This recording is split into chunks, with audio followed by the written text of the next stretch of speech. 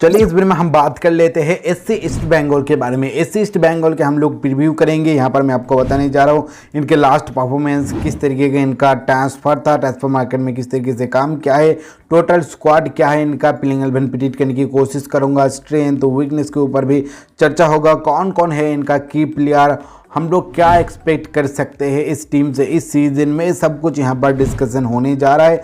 तो आपको अगर ये सब कुछ जानना है तो इस वीडियो का अंत तक जरूर देखते रहना। तो जैसे कि आप सभी लोगों को पता है कि लास्ट सीजन ही आईएसएल में एंट्री मारा है श्री सीमेंट के हाथ पकड़कर एससी ईस्ट बंगाल आईएसएल में। लेकिन भाई उनका जो पहला सीजन था वो भाई फॉरगेटफुल होना चाहिए, क्योंकि बहुत ही ख़राब परफॉर्मेंस था उनका। पॉइंट टेबल के 9 नंबर पोजीशन पर ख़त्म किया था उस सीज़न को।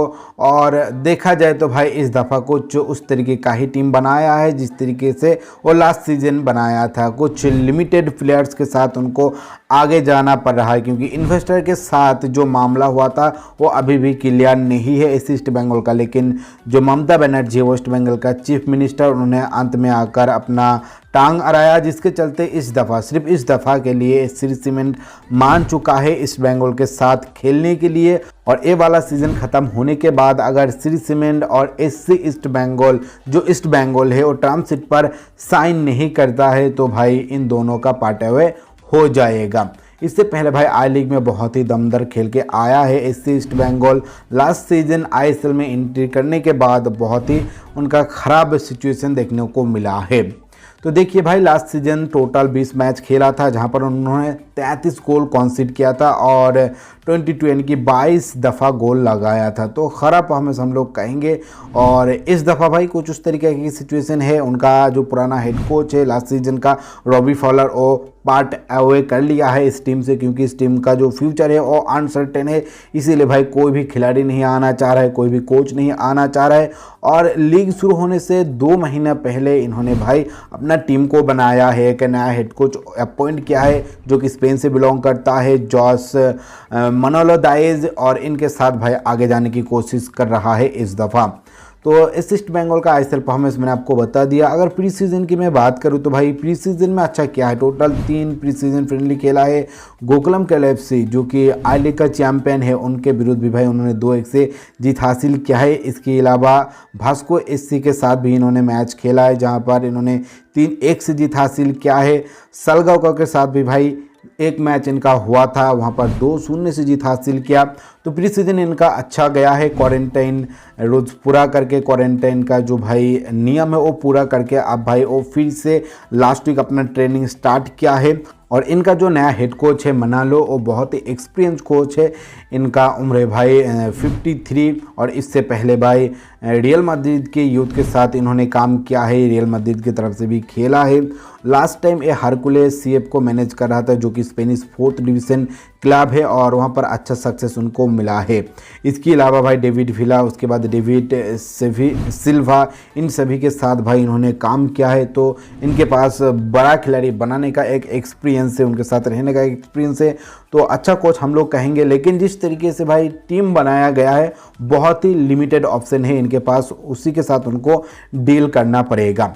चलिए हम लोग एक बार ट्रांसफ़र मार्केट में क्या हाल चल रहा है एससी ईस्ट बंगाल का, उसके बारे में बात कर लेते हैं। तो भाई एससी ईस्ट बंगाल अपने लास्ट सीजन से सिर्फ 9 ही इंडियन खिलाड़ी को रख पाया है, बाकी सबको रिलीज़ करना पड़ा है, सभी छोड़ के चला गया है। जितना भी विदेशी खिलाड़ी था, जितना भी कोचिंग स्टाफ था, वो भाई बाहर हो चुका है। अगर यहाँ पर नया एंट्री के बारे में हम लोग बात करें तो सबसे पहले विदेशी खिलाड़ी को एक बार देख लेते हैं। टोटल 6 विदेशी खिलाड़ी इन्होंने साइन किया है। लास्ट सीजन का कोई भी विदेशी खिलाड़ी यहाँ पर मौजूद नहीं है, और 6 में से भाई 6 खिलाड़ी अलग अलग देशों से आया है। 2 खिलाड़ी एक देश से आया है, बाकी सब अलग अलग है। ऑस्ट्रेलिया से तोमिस्लाव, उसके बाद फ्रांस जो आया है क्रोएशिया से, उसके साथ साथ एंटोनियो पेरिसोविक भी क्रोएशिया से आया है। स्लोवेनिया से आया है आमिर डेरेसोविक, इसके बाद डेरेन आया है नीदरलैंड से, उसके बाद डैनियल चीमा जो कि नाइजीरिया से आ रहा है। तो बहुत सारा नया खिलाड़ी का नाम आपको यहाँ पर दिख रहा है।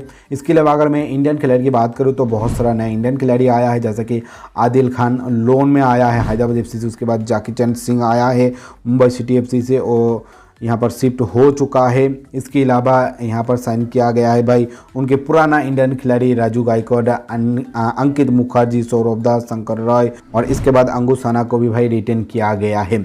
लास्ट सीजन आईएसएल का golden gloves winner Arindam Bhattacharya भाई एटीके मोहन बागान से ईस्ट बंगाल में शिफ्ट हो चुका है। अमरजीत सिंह क्याम को यहाँ पर साइन किया गया है, एफसी गोवा से लोन आउट होकर आया है। तो अच्छा यहाँ पर रिक्रूटमेंट हमें तो दिख रहा है। इसके अलावा शुभ घोष लोन में आया है, सीरियनो फर्नांडेज, रोमियो फर्नांडेज, उसके बाद संगपू, बहुत सारा नया इंडियन खिलाड़ी यहाँ पर आया है।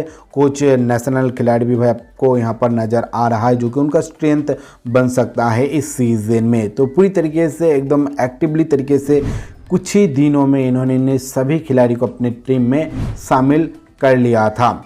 अब चलिए हम आउट्स की बात करें तो आउट तो भाई बहुत सारा खिलाड़ी हो चुका है, जैसा कि उनका विदेशी खिलाड़ी जितना भी था वो बाहर गया है। सिर्फ 9 खिलाड़ी को ही रिटर्न कर पाया है लास्ट सीजन से। नारायण दास, दीपदीप मजुमदार सभी भाई चला गया है चेन्नई एफसी में। पिलकिंगटन, उसके बाद ब्राइट एनो बखरे, वो भी भाई दूसरी टीम में शिफ्ट हो चुका है। एनो बखरे का शायद मिड सीजन में एंट्री हो सकता है, इस तरीके का अपडेट आया था। हमें अभी तक इसके बारे में तो कुछ प्रोग्रेशन नहीं दिख रहा है, अगर आता है तो मैं आपको इन्फॉर्म कर दूंगा। नेक्स्ट इसके बाद चलिए देख लेते हैं कि किस तरीके का टोटल इनका सेटअप है, किस तरीके का खिलाड़ी इनके पास मौजूद है आईएसएल सीजन 8 खेलने के लिए। तो सबसे पहले अगर गोलकीपर को देखा जाए तो यहाँ पर मौजूद है भाई शंकर रॉय, उसके बाद शुभम सेन और अरिंदम भट्टाचार्य। डिफेंडर को अगर देखा जाए तो यहाँ पर है भाई डेनियल गोम्स, उसके बाद तोमिस्लाव, आदिल खान, जॉयना लॉरेंको, सीरियनो फर्नांडेज, हीरा मंडल, आकाशदीप सिंह, गौतम सिंह, राजू गायकवाड, अंकित मुखर्जी, उसके बाद फ्रांजो। मिडफील्ड को अगर देखा जाए तो यहाँ पर डेरेन है, उसके बाद मोहम्मद रफ़ीक है, जकीचंद सिंह है, अंगू साना है, संपू है, सौरभ दास, रोमियो फर्नांडेज, आमिर डेरोसोविक, उसके बाद लालिंदियाना हमटे, विकास जायरू, लोकेन मेहती, अमरजीत सिंह क्याम। फॉरवर्ड में अगर देखा जाए तो यहाँ पर भाई एंटोनियो पेरेसोविक, उसके बाद शुभ घोष, नावड़े महेश, बलवंत सिंह, सेम्बोय हाउकिप, डेनियल चीमा, उसके बाद सिद्धांत शिरोडकर। तो इन्हीं सभी खिलाड़ी को आईएसएल सीजन 8 खेलने के लिए चूज किया गया है एससी ईस्ट बंगाल में। लेकिन कुछ नाम भाई ऐसा है जो अभी भाई इस टीम का हिस्सा नहीं है, मेन टीम का हिस्सा नहीं है, जो कि परफॉर्म करने वाला है। रजिस्टर तो हुआ है लेकिन परफॉर्म नहीं कर पाएगा। वो भाई बाय बबल के अंदर है लेकिन उनका चांस नहीं बनेगा, जैसे कि शुभ घोष, उसके बाद रोमियो फर्नांडेज, सोंगपो, लोकेन मेहती, आकाशदीप, सीरियनो फर्नांडेज, हंटे। तो यहाँ पर भाई क्यों इन सभी खिलाड़ियों को बाहर रखा गया है मुझे पता नहीं है। हाँ, परफॉर्मेंस खराब हो सकता है, लेकिन एक खिलाड़ी भाई शुभ घोष से ये थोड़ा मुझे खटक रहा है, क्यों इनको बाहर किया गया है। अपने आप को प्रूव किया है, उसको भाई अपने साइन किया है, वो लोन आउट होकर आया है और उनको यहाँ पर मौका नहीं मिल रहा है फास्ट टीम में। तो गलत चीज़ है भाई, गलत चीज़ है, कुछ यहाँ पर गड़बड़ तो है मेरे हिसाब से। अब चलिए हम बात कर लेते हैं प्लेइंग 11 के बारे में। क्या प्लेइंग 11 हो सकता है ईस्ट बंगाल का इस सीज़न में। तो इनका फॉर्मेशन मेरे हिसाब से भाई 4-4-2 रहने वाला है। कुछ डायमंड सा फॉर्मेशन तैयार कर सकता है यहाँ पर इनका हेड कोच, क्योंकि प्री सीजन में हमें कुछ उस तरीके का ही हिंट मिला है।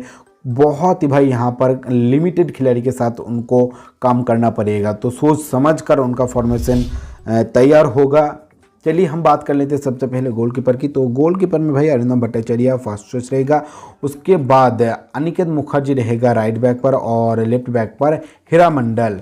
सेंटर बैक पर मैं एक विदेशी खिलाड़ी के साथ एक इंडियन खिलाड़ी का कॉम्बिनेशन तैयार करना चाहूँगा, तो फ्रांजो के साथ आदिल खान मौजूद रहेगा। उसके बाद मिडफील्ड में हमें एक डायमंड देखने को मिल सकता है, एक डायमंड फॉर्मेशन देखने को मिल सकता है।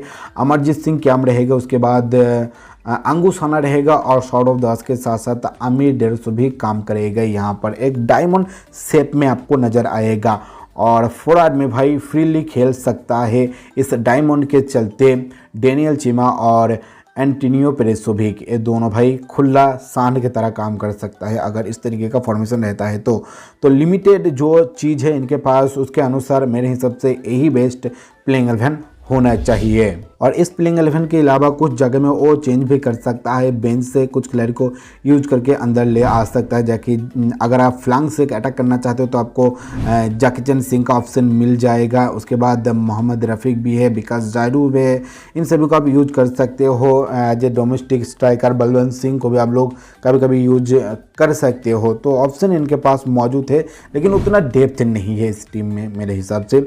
अब चलिए हम बात कर लेते हैं इनके स्ट्रेंथ के बारे में। क्या इनके पास स्ट्रेंथ तो मौजूद है इस स्क्वाड में। तो सबसे पहले भाई इनका जो विदेशी खिलाड़ी का कोटा है वो बहुत ही तगड़ा नज़र आ रहा है। डोमेस्टिक खिलाड़ी को बहुत अच्छी तरीके से अपना एक्सपीरियंस शेयर कर सकता है और उनको भाई खेलने में बहुत ही ज़्यादा मदद कर सकता है। तो विदेशी खिलाड़ी का जो कॉन्फिडेंट है इनके पास वो बहुत ही तगड़ा है और आगे ले जा सकता है इस टीम को। इसके अलावा यहाँ पर आपको जकीचंद सिंह, अमरजीत सिंह क्याम, आदिल खान, ये जो नेशनल टीम का खिलाड़ी है वो भी भाई रेगुलर परफॉर्मेंस करता आ रहा है आईएसएल में, जो कि यहाँ पर ईस्ट बंगाल को वो मदद करेगा।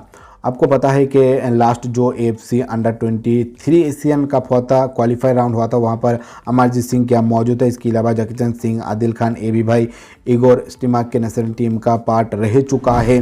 तो यहाँ पर कोई संदेह नहीं है, ये सभी खिलाड़ी भाई आगे ले जा सकता है इस टीम को। इसके अलावा हीरा मंडल, अंकित मुखर्जी, सौरभ दास, नावड़ेम महेश जैसा यंग टैलेंटेड खिलाड़ी इनके पास मौजूद है, जो कि इस टीम को और भी स्पेस प्रदान कर सकता है। उसके बाद अरिंदम भट्टाचार्य को इन्होंने साइन किया, जो कि लास्ट सीजन का गोल्डन ग्लव्स विनर है, 10 क्लीन शीट रखा था और ईस्ट बंगाल लास्ट सीजन बहुत सारा गोल खाया था। तो यहाँ पर एक बहुत ही बड़ा इंप्रूवमेंट हमें देखने को मिल रहा है बैक लाइन पर, गोल कीपिंग में। तो इनका जो डिफेंस लाइन है इस दफ़ा बहुत ही सख्त नज़र आ रहा है और अरिंदम भट्टाचार्य जैसा एक लीडर आपको नज़र आएगा डिफेंसिव लाइन पर, तो एक बहुत ही बड़ा स्ट्रेंथ है ईस्ट बंगाल के लिए। और इसके बाद अगर वीकनेस की बात किया जाए तो भाई बहुत सारा वीकनेस तो नज़र आ रहा है। जैसा कि देखिए कुछ पोजीशन ऐसा है जहां पर आपको डेप्थ नज़र नहीं आ रहा है, जो वर्सेटाइल खिलाड़ी का दरकार है इस टीम में वो मौजूद नहीं है। अगर कोई खिलाड़ी अनटाइमली इंजर्ड हो जाता है तो डिजास्टर हमें देखने को मिल सकता है इस टीम में, प्रॉपर इनके पास रिप्लेसमेंट मौजूद नहीं है। इसके अलावा lack of many creative players आपको नज़र नहीं आ रहा है। कुछ विदेशी के अलावा इंडियन खिलाड़ी में उतना ज़्यादा क्रिएटिविटी मौजूद नहीं है इस टीम में। इसके बाद कोई भी इंडियन गोल स्कोरर आपको नज़र नहीं आ रहा है। अगर कोई खिलाड़ी विदेशी खिलाड़ी फ्लॉप होता है तो उनकी जगह एक इंडियन खिलाड़ी को देकर रिप्लेस करने का ऑप्शन आपके पास नहीं है। हालांकि बलवंत सिंह है, लेकिन भाई उसमें उतना धार अभी बचा नहीं है। संभव हॉकिप भी है, लेकिन उतना धार आपको दिखाई नहीं देगा, तो एक प्रॉब्लम हो सकता है यहाँ पर ईस्ट बंगाल को। और इसके बाद चलिए हम बात कर लेते हैं कुछ की प्लेयर्स के बारे में इस टीम में। तो पहला नाम आ रहा है मेरे दिमाग में भाई अमरजीत सिंह क्याम। अमरजीत सिंह क्याम कितना वर्कलोड लेता है आपको पता है। जमशेदपुर FC के इन्होंने ज्वाइन किया था सबसे पहले इंडियन एरोज से, और जमशेदपुर FC के हाथ पकड़ ही ISL में उनका एंट्री हुआ था और उसके बाद भाई वो इंजर्ड हो गया था। लेकिन जब कम बैक किया उनको उतना ज़्यादा मौका नहीं मिला था। जमशेदपुर FC का पूरा टीम बदल गया था, तो उन्होंने सोचा कि लास्ट सीज़न अपना टीम बदला जाए और FC गोवा में शिफ्ट हो गया। तो वहाँ पर जाकर उन्होंने अपने आप को प्रूव किया है। AFC चैंपियन लीग में उन्होंने खेला है आपको पता है, और उनका जो परफॉर्मेंस था बहुत ही तगड़ा है। और उसको ही देखते हुए यहाँ पर भाई ईस्ट बंगाल ने FC गोवा को रिक्वेस्ट किया था कि अमरजीत को दिया जाए, और उन्होंने भाई एक्सेप्ट किया था उस चीज़ को, और अमरजीत यहाँ पर शिफ्ट हो चुका है और एक बहुत ही वाइटल खिलाड़ी है ईस्ट बंगाल के लिए अमरजीत सिंह क्याम। इसके अलावा दूसरा नाम आ रहा है भाई अरिंदम भट्टाचार्य। जिस तरीके से डिफेंस लाइन था लास्ट सीजन में ईस्ट बंगाल का, वो बहुत ही ख़राब नज़र आया, और उसके चलते यहाँ पर भाई अरिंदम भट्टाचार्य का एक एंट्री हुआ है, जो कि डिफेंस लाइन को बहुत ही अच्छी तरीके से सख्त तरीके से मेंटेन कर सकता है। बैक से वो पूरी तरीके से इस टीम को मैनेज करेगा, और एक बहुत ही बड़ा एडवांटेज है यहाँ पर ईस्ट बंगाल के लिए। लास्ट सीजन 10 क्लीन शीट इनके नाम है। उससे पहले ATK FC के साथ भी इन्होंने ट्रॉफी जीता था, तो बहुत ही ज़्यादा एक्सपीरियंस गोलकीपर है, और ये भाई टीम को बहुत ही ज़्यादा मदद करने वाला है। और इसके बाद एक और खिलाड़ी का नाम हमें लेना पड़ेगा, जो कि विदेशी खिलाड़ी है, वो है भाई डैनियल चीमा। इन्होंने भाई बहुत ही ज़्यादा एक्सपीरियंस गेन किया है नॉर्वेजियन फुटबॉल लीग में। मोल्डे FC की तरफ से इन्होंने बहुत सारा मैच खेला है, और डोमेस्टिक लीग में इन्होंने 3 दफ़ा जीत हासिल किया है। साथ साथ नॉर्वेजियन कप इन्होंने 2 बार जीता है, 2011 से लेकर 2014 में। मैनचेस्टर यूनाइटेड का जो अभी हेड कोच है भाई, उनके अंडर भी खेला है, ओले के अंडर भी इन्होंने खेला है नाइजीरिया में। इन्होंने जब मोल्डे FC की तरफ से खेला था तब 162 मैचों पे 50 गोल लगाया था, 27 असिस्ट किया था, तो एक्सपीरियंस तो है इनके पास। चाइनीज़ सेकंड डिवीज़न में भी इन्होंने खेला है। इसके अलावा चैंपियन लीग के क्वालिफायर राउंड का एक्सपीरियंस इनके पास है। इसके बाद एक और नाम हम लोग लेंगे, जो कि है भाई अमित डेरेसोविक। इनके पास भी भाई यूरोप का अच्छा खासा एक्सपीरियंस है। UFA चैंपियन लीग और यूरोपा लीग का क्वालिफाइंग राउंड खेलने का इनके पास अच्छा खासा एक्सपीरियंस मौजूद है। स्लोवेनिया के टॉप 5 में इन्होंने खेला है इनके मणिपुर की तरफ से और इनका परफॉर्मेंस अच्छा रहा है अभी तक। 2013 से लेकर 2020 तक इन्होंने काम किया है इस क्लब के साथ और यहाँ पर उन्होंने टोटल 31 गोल लगाया है, 27 असिस्ट किया है एज ए मिडफील्डर। तो इनके पास भाई वो एबिलिटी मौजूद है जो कि चांस क्रिएट करके बॉल को अंदर डाल सकता है और गोल लगाने का इनके पास एबिलिटी है, स्कोरिंग एबिलिटी है जो कि ईस्ट बंगाल को बहुत ज़्यादा मदद करेगा। और इसके बाद हम लोग बात कर लेते हैं कि क्या एक्सपेक्ट किया जा सकता है इस टीम से इस दफ़ा। तो ज़्यादा कुछ एक्सपेक्ट नहीं हम लोग करेंगे क्योंकि कंपटीशन बहुत ही ज़्यादा हाई है और बहुत ही लिमिटेड चीज़ के ऊपर इनको काम करना पड़ेगा। तो टॉप 4 में अगर पहुंच जाता है ये टीम भाई मिरेकल से कुछ ज़्यादा नहीं हम लोग कहेंगे, कि मिरेकल ही कहेंगे इस चीज़ को, क्योंकि FC Goa, Mumbai city FC ATK के खिलाफ ये टीम भाई कहाँ खड़ा होता है आपको नज़र आ रहा है।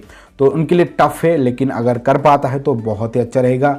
मेरे हिसाब से तो भाई टॉप 6 में इनका जगह तो नहीं बनेगा, टॉप 6 के नीचे ही रहेगा। 7 या 8 पोजीशन पर आप लोग इसको एक्सपेक्ट कर सकते हो। अगर इससे ऊपर जाता है तो भाई अनएक्सपेक्टेड चीज़ रहेगा। तो ये हो गए भाई मेरी तरफ से इस ईस्ट बंगाल के बारे में बातचीत। आपको अगर कुछ भी कहना है तो आप कमेंट बॉक्स में कह सकते हो।